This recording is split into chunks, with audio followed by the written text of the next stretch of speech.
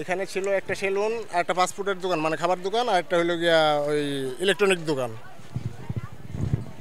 আগুনটা লাগার কারণ কি হতে এটা বলতে পারলাম না ভাইয়া, এখনো এটা বাইরে নাই যে কিভাবে আগুনটা লাগলো। এখান থেকে আপনি মালামাল সরাইতে পারছেন? না না, কিচ্ছু না।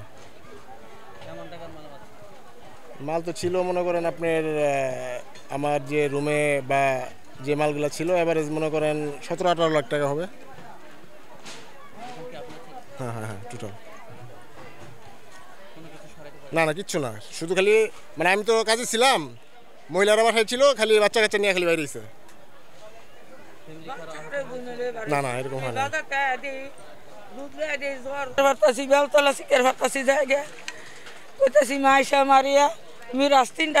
অনেক মাইক মেরে বার করছে, ওই গুলশান বলে এক বেডি লয়ে গেছে, যে বাচ্চা তিনটার বাসাই এবার পাইছি পরে মানুষে বার করছে, কিচ্ছু না, এই যে ফিন্দের কাপড়টাই। সরকারের যদি আমাদের সাহায্য করে একটু ঘর তুলে, তার ভাইয়া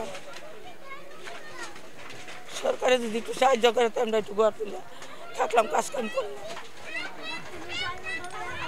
দুইটা নাতিন, মাইয়া নাতিন।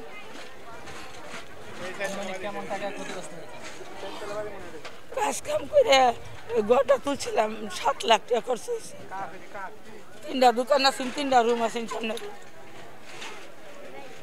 এই হোটেল ছিল আর কি, লাখ 2 টাকার মাল গেছে। মানে এই কেউ মাল ছড়াইতে পারে না, আগুন থুয়েই দৌড়ে নিয়ে লাগছে।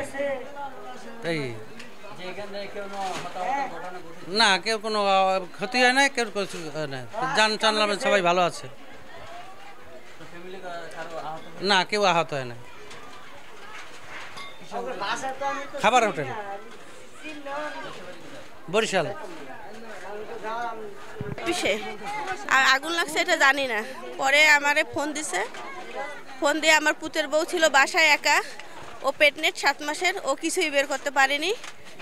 অফিস থেকে আমি 6:30টায় আসছি, এসে সামান্য করে কাপড় চোপড় বের করছে, আর সব কিছুই পুড়ে গেছে, অনেক ক্ষতি হয়েছে। অফিসটা আসতে আসতে সব কিছু পুড়ে ছাই। আমি অফিসে ছিলাম, পুতের বউ একা বাসায় ছিল। না, কোনো আহত হয়নি, সে আল্লাহর রহমতে সুস্থ আছে। তারে আমার পাশের লোকরা তারে বাইর করে একটা সেপে রাখছে।